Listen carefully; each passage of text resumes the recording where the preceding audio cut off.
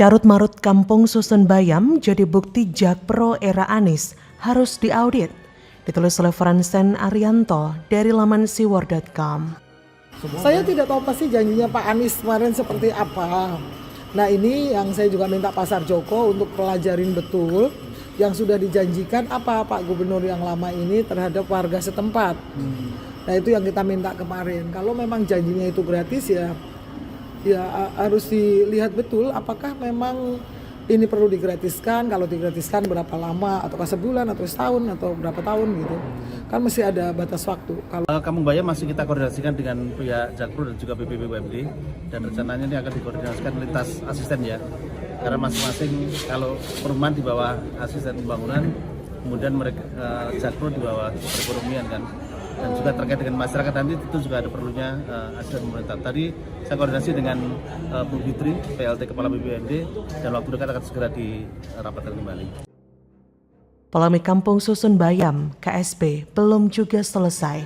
Masalah demi masalah terus muncul, sehingga warga tetap belum bisa menempati KSB. Kali ini, masalah kepemilikan lahan yang menjadi kendala. Kata Kepala Seksi Prasarana dan Olahraga Dinas Pemuda dan Olahraga DKI, Fikri Hidayat, untuk tanahnya itu masih berproses di Badan Pembina BUMD DKI Jakarta dalam rangka inbreng. Pemprov akan mengimbrengkan tanah seluas 23 hektar ke Jakpro, tapi harus tunggu persetujuan DPRD DKI. Jadi Dispora sekarang masih mencatat sebagai aset kami. Inbreng adalah proses penyerahan modal dalam bentuk aset. Dalam hal ini, pihak Dispora DKI akan menyerahkan aset tanah tempat berdirinya KSB kepada PT Jakarta Propertindo. Proses ini dilakukan karena KSB termasuk dalam kawasan Jakarta International Stadium yang memiliki luas total 23 hektar. Mengapa proses ini baru dilakukan sekarang? Bukankah JIS sudah dibangun sejak lama? Bukankah KSB sudah diresmikan sejak Oktober lalu?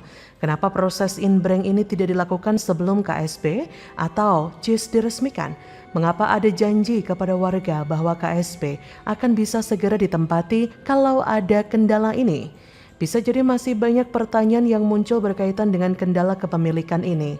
Yang jelas kendala ini membuktikan bahwa ada masalah dalam sistem kerja di Pemprov DKI Jakarta, khususnya Jakpro, di zaman gubernur yang lengser Oktober lalu. Ini catatan penting ya, karena Jakpro mempunyai banyak proyek besar di Jakarta. Bisa saja proyek-proyek besar itu bermasalah kan? Tanda-tandanya sih memang ada. Ada JIS yang sampai sekarang belum pernah dipakai untuk pertandingan sepak bola resmi. Pagar tribun penonton pun rubuh ketika pertama kali digunakan untuk pertandingan persahabatan. Sistem keamanan dan penonton pun dipertanyakan sehingga JIS dianggap belum memenuhi standar FIFA.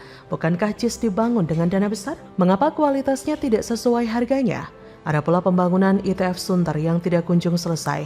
Dana sudah diberikan kepada Jakpro tapi tidak ada perkembangan dalam pembangunan tempat pengolahan sampah itu.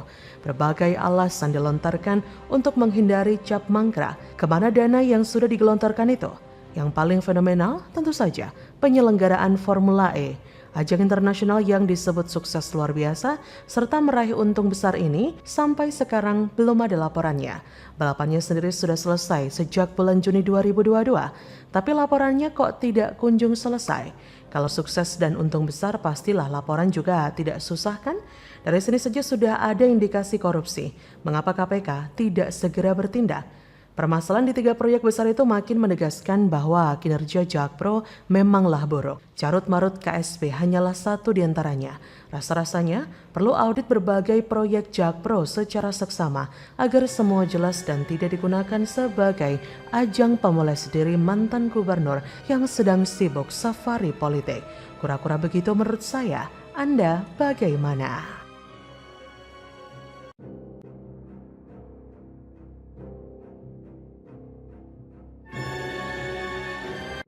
Ketahuan, peserta Jalan Sehat Rame dipanggap bukan karena Anies tapi karena hadiahnya. Nah, ditulis oleh Ferry Padli dari laman siwar.com. Kami berkumpul di sini, kita sama-sama mengikhtiarkan bahwa kita perlu stamina sehat, kita perlu untuk menyongsong perubahan. Semua yang berada di sini, insya Allah kita hadir untuk bersama-sama menggerakkan perubahan. Lagian dia kan belum tentu dapat dukungan partai juga kan dari Nasdem itu. Dari Nasdem aja sebenarnya belum resmi ngusung Anies gitu kan, baru deklarasi tanpa selembar keputusan resmi nih dari partai. Ya, dukungan dari partai lain juga baru lisan doang gitu kan. Ya artinya kan masih bisa berubah. Iya ya sih. kan? Ya, ya kalau nanti Januari dia nggak jadi dapat dukungan nih dari partai-partai tertentu ya malu banget sih pasti. Iya kan, Ya malu. sekarang aja mestinya dia udah mulai malu dong karena ditolak sama beberapa mahasiswa kan, khususnya di Makassar ini kan. Karena mereka sadar Anies itu nyuri start duluan sih, iya kan? Nyuri start ya, duluan. itu nggak bener banget sih pokoknya lah. Belum Iya. masanya soalnya kan. Pada Minggu 11 Desember 2022, lagi-lagi Anies pamer foto kegiatan di akun medsos miliknya. Kali ini, ia pamer peserta jalan sehat di Pangkep, Sulawesi Selatan bersama dirinya yang membludak. Kata mantan gubernur DKI itu melalui akun Twitternya @anisbaswedan, Pangkep hebat, puluhan ribu masyarakat sudah memenuhi lapangan di Kabupaten Pangkajene dan Kepulauan Pangkep sejak selepas subuh. Kita semua datang secara sukarela. Inilah para pejuang perubahan.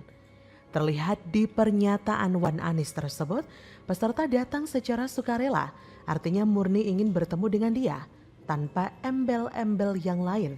Tapi pertanyaannya, apakah benar demikian? Nanti akan kita bahas ya, tapi sebelumnya kita lihat dulu dong beberapa komentar buzzer Anies berikut ini. Seperti akun Twitter @aan_hafram, Pangkep pecah, luar biasa, dengan nada begitu bangga. Kemudian akun Twitter @semarakredaksi menuliskan, Alhamdulillah Pak, ini sekaligus mematahkan survei-survei yang menomorduakan Pak Anies. Salam perjuangan. Kemudian akun @bulantasik, Masya Allah, Alhamdulillah, banyak yang dukung Pak Anies secara sukarela. Dan saya pun mendukung dengan ikhlas tanpa embel-embel.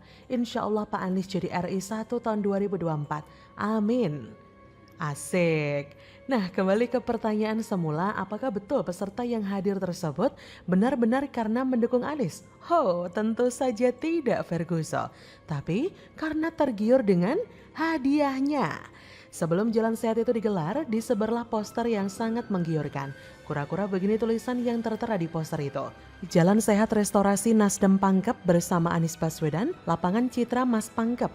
Minggu 11 Desember 2022, start pukul 6 WIB, acara terbuka untuk umum, hadiah 1 unit mobil, 4 paket umroh, 5 unit motor, dan ratusan hadiah hiburan.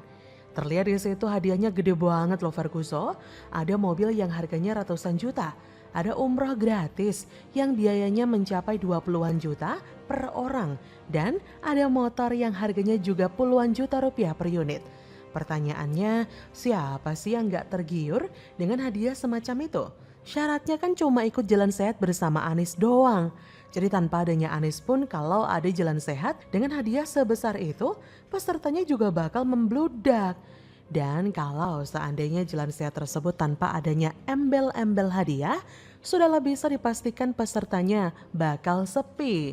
Di samping itu karena di poster tersebut juga disebutkan acara terbuka untuk umum, peserta yang hadir juga tidak semua pendukung Anies. Artinya tidak menutup kemungkinan ada pula pendukung Ganjar, Erlangga, Erik, Prabowo, Caimin, dan bahkan Giring Ganesa yang ikutan hadir.